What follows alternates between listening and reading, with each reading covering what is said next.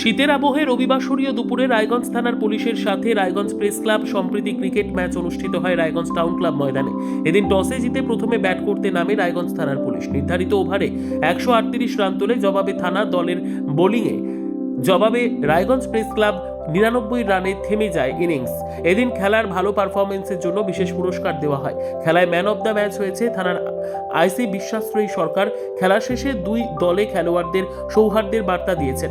এই অভিনব ক্রিকেট খেলা দেখতে টাউন ক্লাব মাঠে প্রচুর মানুষের সমাগম হয়।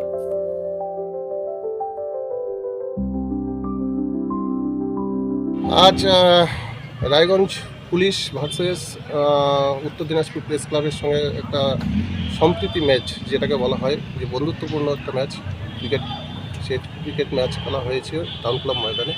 সেই ম্যাচে 12 ওভার করে খেলা হয়েছিল।